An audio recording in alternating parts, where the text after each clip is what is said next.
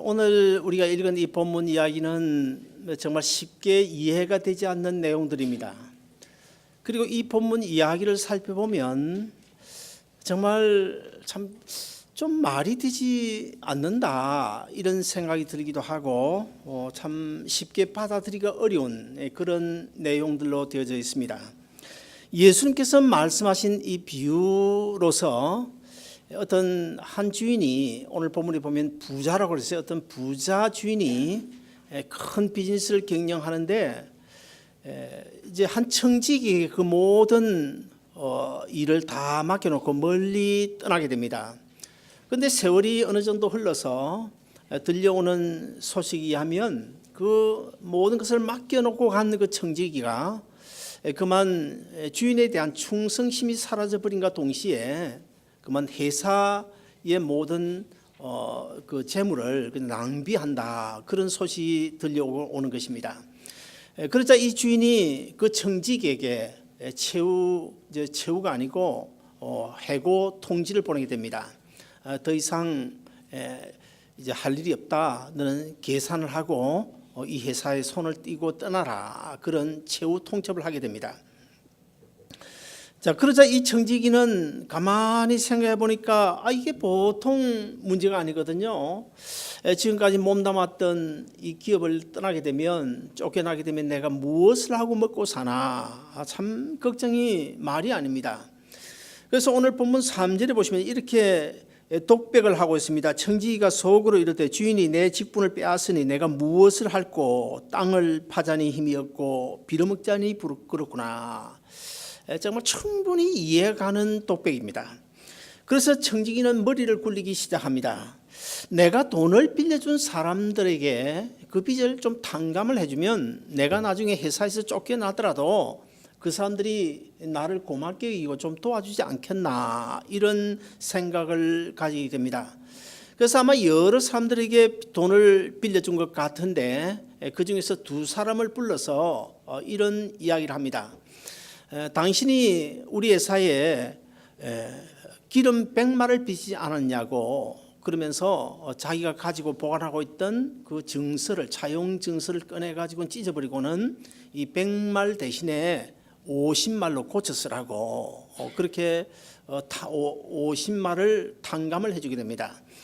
그 다음에 또 다른 한 사람은 밀 100석을 빌려갔는데 그 사람에게는 또 역시 차용 증서를 찢어버리고 여기다가 밀 80석 빌린 것으로 그렇게 차용 증서를 다시 쓰라고 해서 빚을 탕감해 주게 됩니다. 상식적으로 이 청지기의 행위는 정말 이해가 되지 않습니다. 그리고 분명 그 어떤 누구에게도 인정받을 수가 없고 정당화될 수 없는, 도덕적으로나 성경적으로 볼 때도 분명 옳지 않은 행동이었음에 틀림없습니다. 그런데 문제는 오늘 본문을 우리가 잘 읽어보면 그 부자 주인이 그 청지기의 이런 잘못된 행위, 옳지 않은 행위를 책망하지 않냐고, 오히려 그 불의한 청지기가 아주 지혜롭게 일을 잘 처리했다고 칭찬을 하고 있다는 점입니다.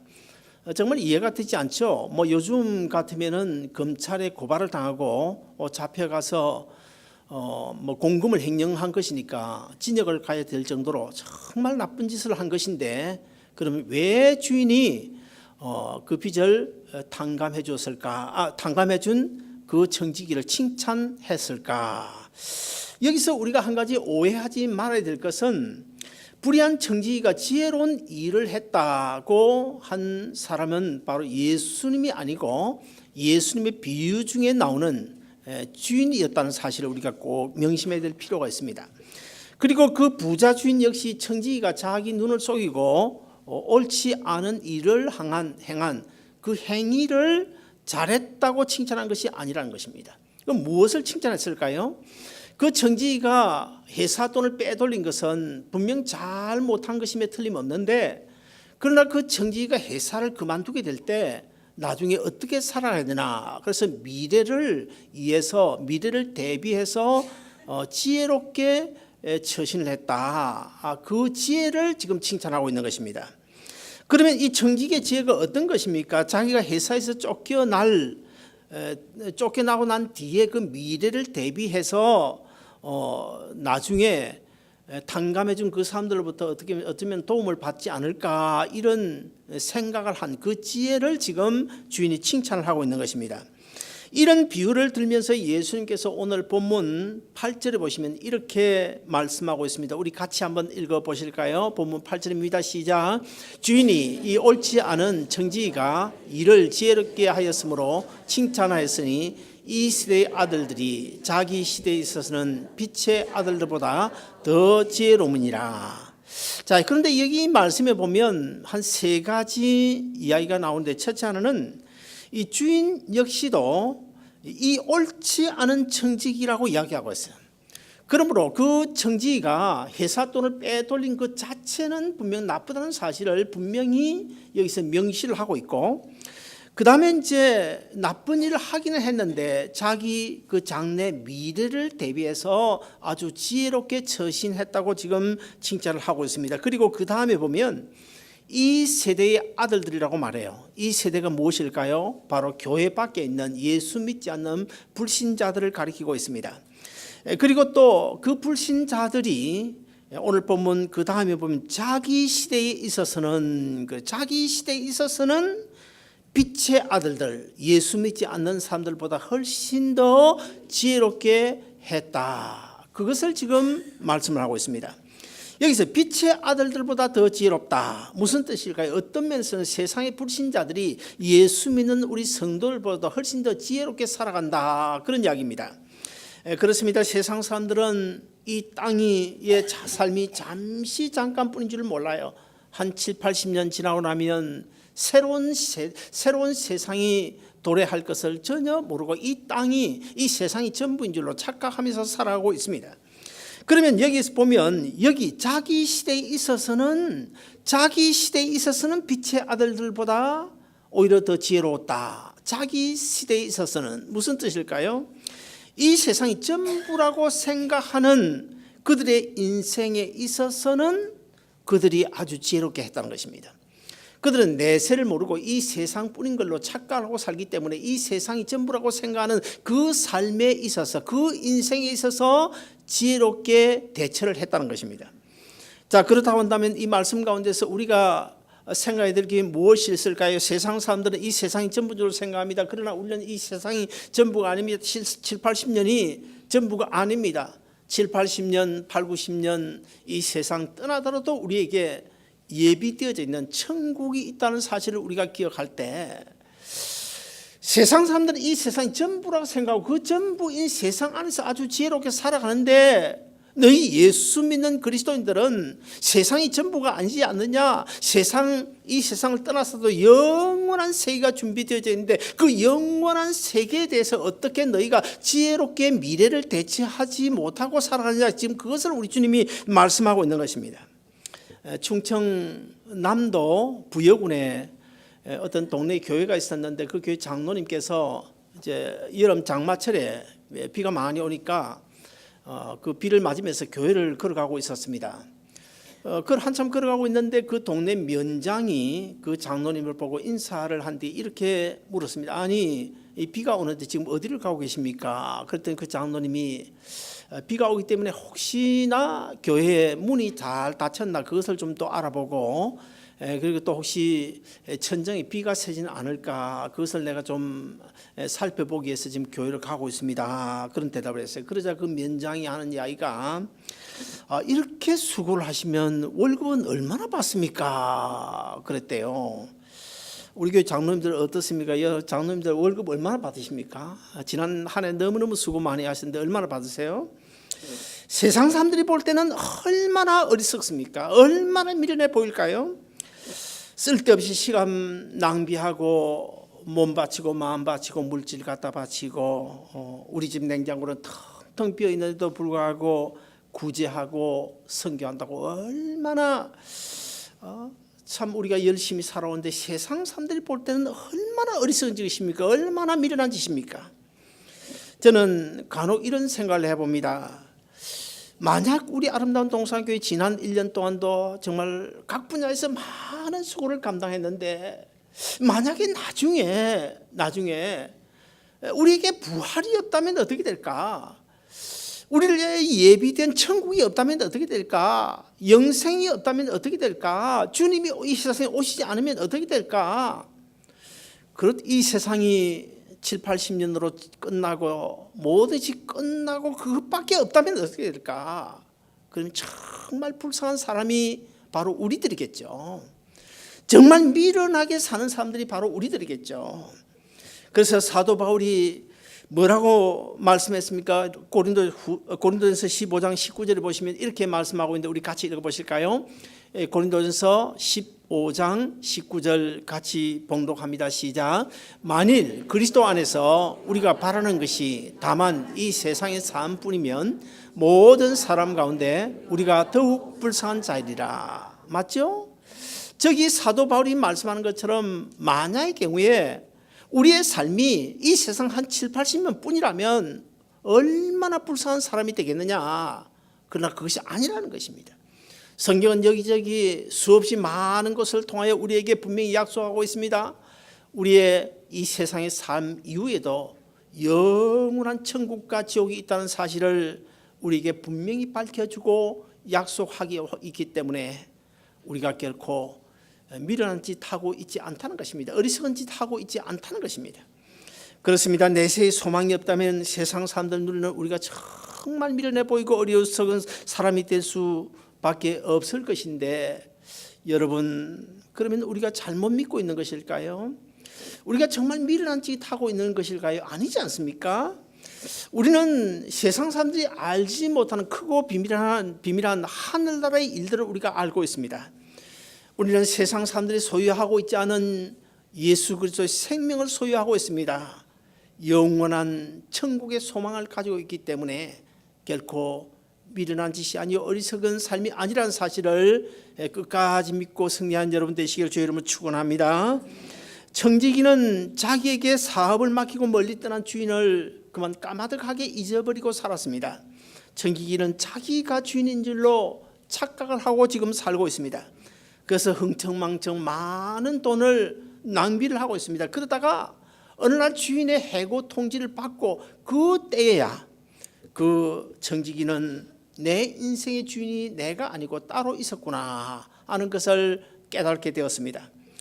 지금으로부터 30년, 정확하게 30년 전입니다. 1983년 그러니까 그때 삼성그룹, 지금은 죽었지만 고 이병철 회장이 73세였어요.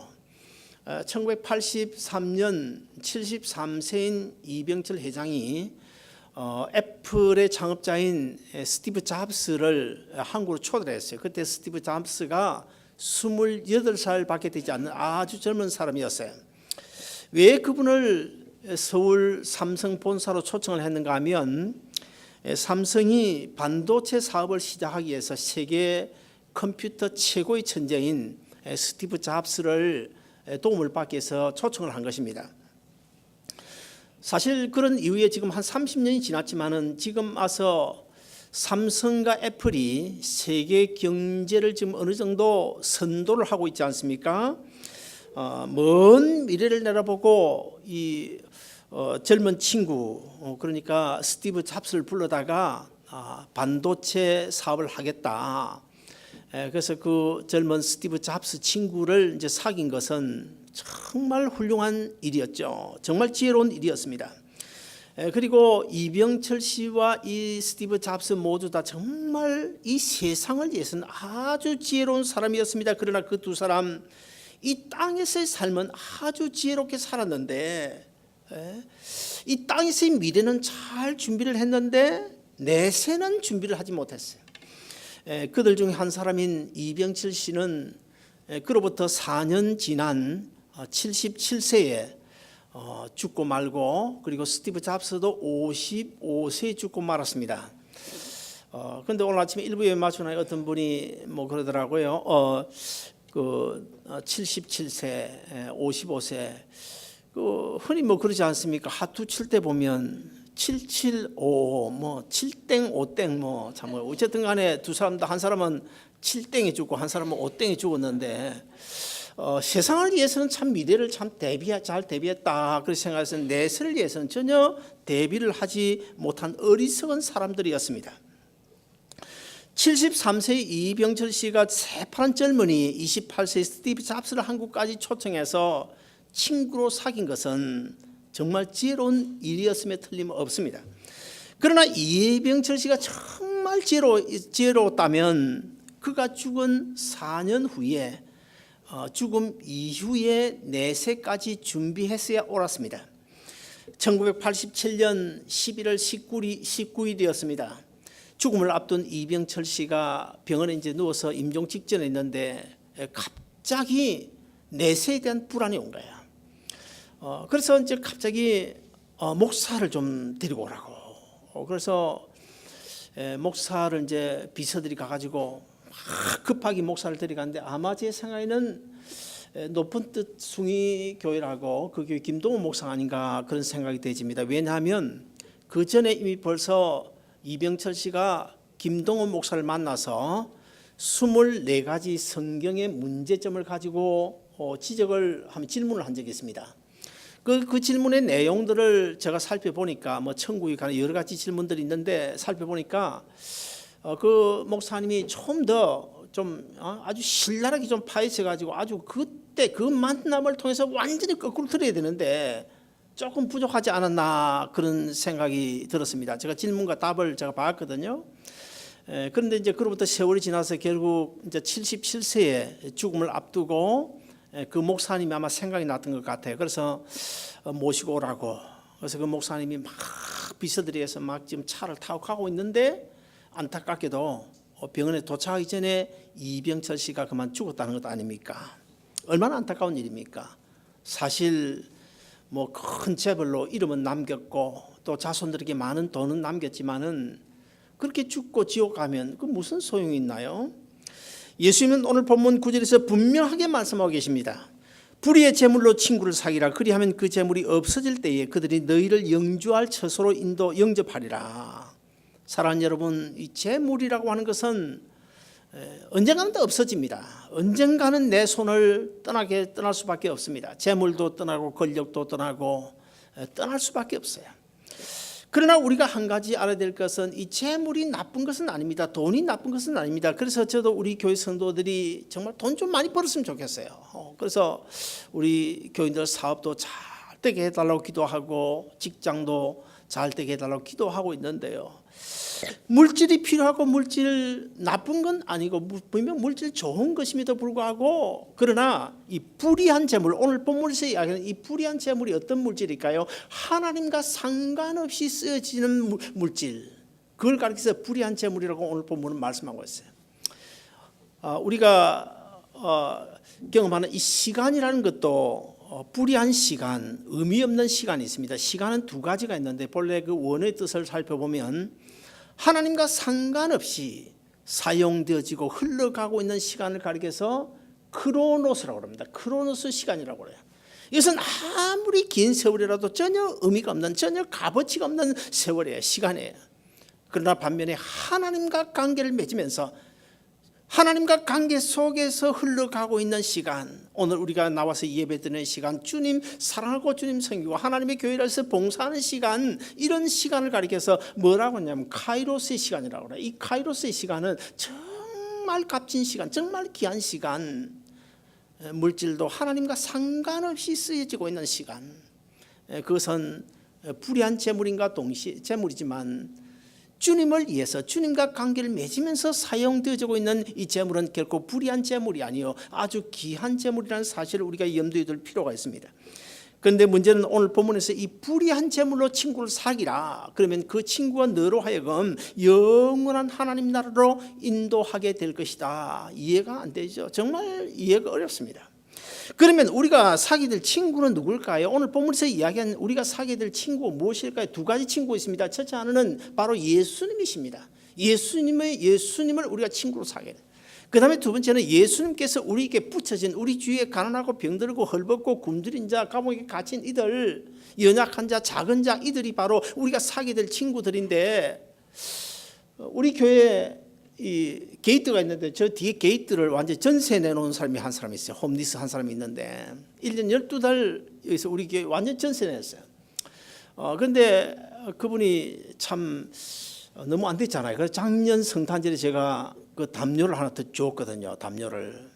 그 언젠가 보니 그 담요를 가지고 있는데 파란색인데 그 담요가요 씻지도 않고요 막 흙밭에 굴러 가지고 얼마나 지저분하고 더러운지 그러면 그거 따뜻하지도 않거든요. 그래서 이번에도 제가 성탄절에 아무래도 담요 하나 줘야 되겠다. 그래서 담요를 하나 챙겨가지고 지난주부터 지금 갖다 놨는데 지금 한 2주째 없어요. 없는데 지금 아마 크리스마스 파티하러 갔는지 어디 여행을 떠났는지 모르겠어요. 그런데 참 재미있는 것은 우리 교인들 가운데 스마트폰 가진 사람이 대략 한 60명 정도 되는데 제가 알고 있는 분 한 60명 되는데 그러면 그 외에 더 많은 숫자들이 스마트폰을 안 가지고 있는데 그분은 스마트폰 가지고 있어요. 제가 보니까 스마트폰 가지고 있어요. 아주 참 대단한 사람이에요. 어쨌든 간에 참 불쌍하지 않습니까? 그래서 지금 담요를 주려고 그러는데 지금 매주 요즘 보이지 않아. 아마 연말까지 어디 여행 갔는지 크리스마스 파티 간지 모르겠지만 어쨌든 이런 주위에 어렵고 힘든 사람들 주님께서 붙여준 이런 사람들이 우리가 사귀게 될 친구라는 것입니다. 그러므로 우리가 불의한데 낭비하지 말고 불의한 재물 가지고 이들을 사귀는데 힘써라, 투자해라. 그러면 그 친구들이 바로 너희를 나중에 우리가 죽었을 때 천국으로 인도해 주게 될 것이다. 이거 이해가 안 되죠. 우리는 예수 믿어야 구원 얻는다고 생각하는데 어떻게 친구 사귀라, 그 친구들이 우리를 천국으로 인도해 준다 할까? 이해가 되지 않습니다. 오늘 본문 9절에 보시면 그들이 너희를 영주할 처소로 영접하리라. 도대체 이해가 되지 않습니다. 그러나 이 이야기는 틀린 이야기는 아닙니다. 우리가 요한일서 3장 14절을 보시면 이해가 어느 정도 1단계 이해가 될 것입니다. 같이 읽어보시겠습니다. 시작. 우리는 형제를 사랑함으로 사망에서 옮겨 생명으로 들어간 줄을 알거니와 사랑하지 아니하는 자는 사망에 머물러 있느니라. 띄워놓으세요. 자, 우리는 형제를 사랑함으로 사망에서 옮겨 생명으로 들어간 줄 알거니와 사랑하지 아니하는 자는 사망에 머물러 있느니라. 저 말씀도 정말 이해가 안 됩니다. 우리는 예수 믿어야 천국 가는 줄 아는데 형제를 사랑함으로 사망에서 옮겨 생명을 지옥에서 천국으로 옮겨진다. 형제 사랑하지 아니하면 사망에 그대로 머물러 있다. 이해가 안 되죠. 우리 예수 믿어야 구원 얻는데. 그러나 우리가 이 말씀을 로마서 12장이나 고린도서 12장에 나오는 지체 비유를 우리가 잘 살펴보면 또 2단계 이해가 됩니다. 가난하고 헐벗고 굶주린 사람들을 사랑하는 것, 그것은 바로 그 사람을 사랑하는 것이 아니라 우리 인간적인 노래는 그 사람을 사랑하는 것이지만은 더 나아가서는 바로 주님을 사랑하는 것이다. 주님께서 붙여준 사람이기 때문에 주님을 사랑하는 것이다. 제가 간혹 그런 예를 들지 않습니까? 겨울이 이제 날씨가 추워서 양말을 신어야 되겠는데 발이 제 스스로 양말을 신지를 못하잖아요. 그러면 손이 양말을 신겨줘야 됩니다. 그러면 손이나 발이나 눈이나 코나 이런 모든 것들은 몸에 붙은 지체들이죠. 서로 형제 사이입니다. 그러면 손이 발에게 양말을 신겨줬을 때 그러면 손은 발을 사랑하는 것이죠. 그런데 엄밀히 따져보면 손이 발만 사랑하는 것이 아니고 누구를 사랑하는 것입니까? 내 몸을 사랑하는 것입니다. 이런 논리로 보면 우리 교회에 우리 모든 사람들이 한 사람 한 사람 다 주님의 몸된 교회 지체들이에요. 저도 주님의 몸에 교회에 붙은 지체고 여러분 다 주님의 몸에 붙은 지체들입니다. 그러면 내가 만약에 우리 정장로님을 사랑한다. 그것은 내가 정장로님을 사랑하는 것으로 끝나는 것이 아니라 누구를 사랑하시는 것입니까? 정장로님이나 내가 붙어있는 몸, 교회의 몸은 머리가 누구십니까? 주님이죠. 바로 주님을 사랑하는 거예요. 주님을 사랑한다. 그러므로 형제를 사랑하는 것, 지체를 사랑하는 것은 바로 주님을 사랑하는 것이 되는 거예요. 우리가 홈디스 피플 아니면 그들 우주적인 관점에 볼 때 교회 안에 들어앉아 있는 사람마다 들어앉아 있는 사람만 주님의 친구가 아니고 지체가 아니고 교회 밖에 있는 사람들도 아직도 우리 주님 오시는 그날까지 주님의 지체인 사람들이 많아요. 아직도 그분들을 우리가 사랑하는 것이 바로 주님을 사랑하는 것이 되고 주님을 사랑한다. 그 말은 또 다른 말로 하면 주님의 사랑을 받아들인다는 말로 우리가 해석할 수가 있습니다. 왜냐하면 하나님의 사랑은 일방적입니다. 그러나 우리 성도들이 사랑해야 될 사랑은 서로 사랑해야 그 사랑이 성립이 되는 것입니다. 죽자 사자 그냥 나 혼자 짝사랑만 하면 결국 어떻게 상처만 받고 끝나게 되죠. 처음엔 짝사랑을 했더라도 상대방이 그 짝사랑을 받아줘서 서로가 사랑할 때 그 사랑이 온전한 사랑을 이루게 되지 않습니까? 그러므로 우리가 형제가 형제를 사랑한다. 그것은 바로 그 형제가 소속되어져 있는 몸인 주님을 사랑하는 것이 되고, 우리가 주님을 사랑한다고 하는 것은 하나님께서 자기 아들을 십자가에 내어주기까지 우리를 사랑하신 그 사랑을 accept, 받아들인다. 그런 뜻으로 우리가 해석을 할 때 우리가 믿음이 뭐예요? 믿음은 바로 하나님이 자기 아들을 십자가에 내어주신 그 하나님의 사랑을 우리가 받아들이는 것이 믿음입니다. 그 예수를 우리가 받아들이는 것이 믿음이에요. 예수를 받아들이면 나도 그 주님을 사랑하게 되는 동전의 양면과 같은 논리로 주님을 사랑할 때 우리가 주님을 사랑받는 것이고, 주님의 사랑을 받을 때 우리가 주님을 사랑하는 것이다. 그 다음에 형제를, 지체인 형제를 사랑하는 것이 바로 주님을 사랑하는 것이기 때문에 결국에 따지고 나가면 결론은 뭡니까? 믿음으로 구원을 얻는단 말이 성립되게 되어져 있습니다. 그래서 오늘 본문에서 예수님은 제물로 그들을 친구 삼으면 그들이 너희를 영주할 처소로 영접한다고 아주 우회적으로 뚫러서 지금 말씀하고 있는 것입니다. 구약 성경에 보면 솔로몬이 이제 이스라엘의 다윗을 이어서 이스라엘 왕이 되었습니다. 20살의 왕으로 등극했습니다. 이 솔로몬이 처음 왕이 되었을 때는 얼마나 하나님 중심으로 하나님 잘 섬기고 나라를 잘 다스린지 몰라요. 1000번제를 드리기까지 신앙이 좋았습니다. 그래서 그러다 보니까 하나님께서 얼마나 솔로몬을 축복하셨는지, 이 세상이 전무후무한 지혜를 주셨고, 그 다음에 물질의 복도 얼마나 주신지 몰라요. 그래서 하나님이 축복하시니까 주위의 이웃 나라들이 막 왕들이 그 지혜를 배우기 위하여 솔로몬이 있는 예루살렘으로 막 그냥 진귀한 물건들을, 선물을 들고 모여들기 시작했어요. 자, 그러다 보니까 이제 사람은 돈이 있으면요, 물질이 많아지면 교만하게 되어져 있습니다. 그러다 보니까 자연적으로 이 솔로몬이 하나님을 떠나게 돼요. 교만해지게 돼요.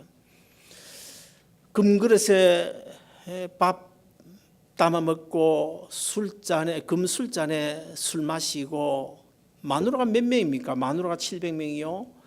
이웃 각 나라, 애국을 비롯해서 이웃 각 나라에서 막 그냥 이쁘다는 여자는 전부 다 불러 데리고 와가지고 300명, 도합 1000명의 마누라를 거느리지 않습니까?